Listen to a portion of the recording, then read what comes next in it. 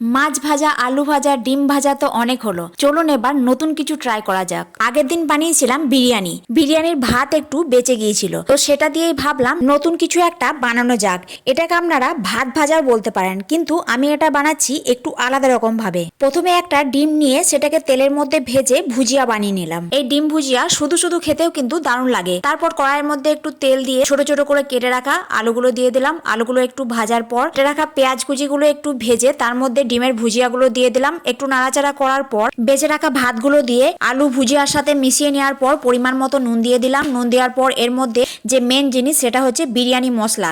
এই বিরিয়ানি মশলা দিলে কিন্তু টেস্ট আরো বেড়ে যাবে। আর দিয়ে দিলাম একটু 1 চামচ মতো সয়া সস। কিছুক্ষণ নাড়াচাড়া করার পর তৈরি হয়ে যাবে এই নতুন পদ্ধতিতে তৈরি ভাত ভাজা। আমি নতুন কিছু বানালে আমার মেয়ে সবার প্রথমে হাজির হয়ে যায় সেটা খাওয়ার জন্য।